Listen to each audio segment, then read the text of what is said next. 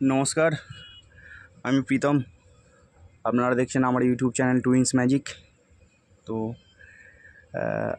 সামনেই আগামী 2026 আইপিএলের জন্য মিনি অকশান।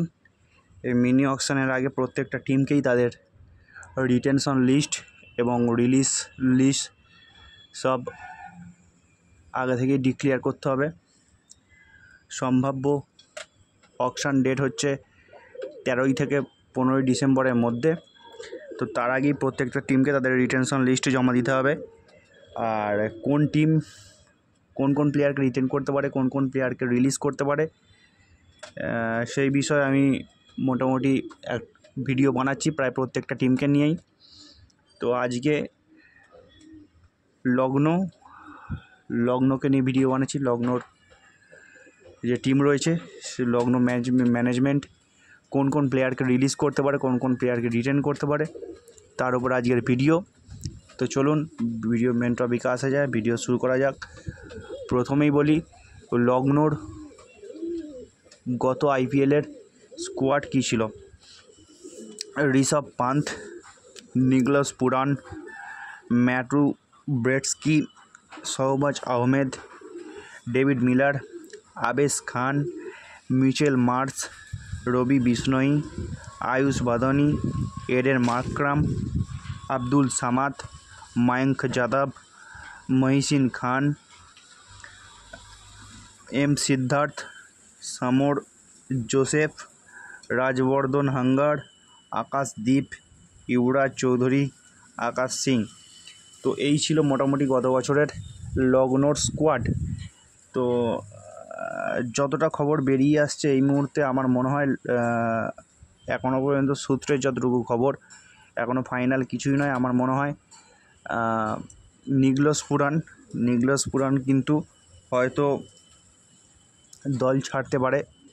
তো প্রত্যেক বছর সঞ্জীব গোয়েঙ্কা টাকা খরচ করলেও, ভালো টিম বানানোর চেষ্টা করলেও, বেশ কিছু ভালো প্লেয়ার কিনলেও লগ্ন যতদিন আইপিএলে এসেছে তারা কিন্তু এখনও ভালো কিছু করে দেখাতে পারেনি। লগ্নর এই মুহূর্তে বড় নাম হচ্ছে ঋষভ পান্থ, নিকলাস পুরান, আবেশ খান, মিচেল মার্শ, রবি বিষ্ণোই, এডেন মার্করাম, আব্দুল সামাদ, মায়াঙ্ক যাদব, আকাশদীপ। এই যে প্লেয়ারগুলোর নাম বললাম এগুলো মোটামুটি আশা করা যায় সম্ভাব্য রিটেনশন লিস্টের মধ্যে রয়েছে। এদের কিন্তু লগ্ন রিটেন করতে পারে 90% হলেও। এদেরকে আমার মনে হয় 90% প্লেয়ার এর মধ্যে থেকেও রিটেন হতে পারে অবশ্য। আবার 100% প্রত্যেকটা প্লেয়ারই হয়তো রিটেন হতে পারে লগ্নর জন্য। তো একটা খবর বেরিয়ে আসছে, যেটা বললাম নিকলাস পুরান হয়তো দল ছাড়তে পারে লগ্নর। তো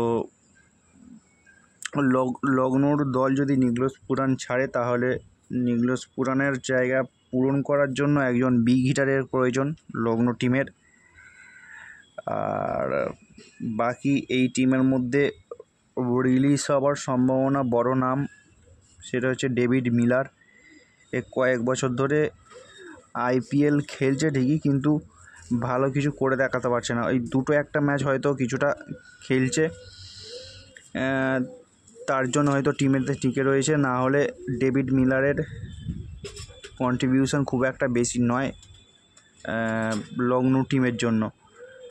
তো আমার মনে হয় ডেভিড মিলারের সাথে বেশ কিছু ক্যাপড এবং আনক্যাপড প্লেয়ার রিলিজ হতে পারে লগ্নর টিমের স্কোয়াড থেকে। আবার এটাও হতে পারে যে নিকলাস পুরান এবং ডেভিড মিলার দুজনকে হয়তো রিলিজ করে কিন্তু আবার ব্যাকে অকশান থেকে কেনার চেষ্টা করতে পারে লগ্ন। তবে ডেভিড মিলারকে কোন দল কতটা পছন্দ করবে কি না পছন্দ করবে সেটা ঠিক জানি না। তবে যদি নিকলাস পুরানকে লগ্ন অকশানে তোলে তাহলে কিন্তু ব্যাকে পুরানকে পাওয়াটা খুব কঠিন হয়ে পড়বে লগ্নর জন্য। কারণ লগ্ন যদি ছাড়ে নিকলাস পুরানকে নেবার জন্য কিন্তু প্রায় প্রত্যেকটা টিমই কিন্তু স্ট্র্যাটেজি তৈরি করে রেখে দিয়েছে। লগ্নের টিমের ব্যাটিং গভীরতা খুব যে খারাপ বলবো না, ব্যাটিং গভীরতা বেশ ভালো। ঋষভ পান্ত রয়েছে, মিচেল মার্শ রয়েছে, এডেন মাকরাম রয়েছে, এরা কিন্তু বেশ ভালো প্লেয়ার, কিন্তু ঠিকঠাকভাবে ক্লিক করছে না আইপিএলে। এরা যদি ক্লিক করে, লখনৌর ব্যাটিংটা নির্ভরযোগ্য ব্যাটসম্যান বেশ কিছু রয়েছে, তাহলেও আমার মনে হয় একজন ফিনিশার দরকার লখনৌ টিমের জন্য। অলরাউন্ডার মিডিল অর্ডার অলরাউন্ডার একটা দরকার আমার মনে হয় লখনৌ টিমের জন্য। লখনৌ টিমে যে বোলিং লাইন আপ খুব খারাপ তা নয়, ভালো ভার্সেটাইল ফরেন বোলারের প্রয়োজন আমার মনে হয় লখনৌ টিমের জন্য। ভালো ফরেনার বোলারের প্রয়োজন, পেস বোলারের প্রয়োজন লখনৌর জন্য। ওই ইন্ডিয়ান ক্যাপ্ট বোলার খোঁজ চালাতে পারে কিন্তু লখনৌ। তো যেভাবে লখনৌর স্ট্র্যাটেজি রয়েছে,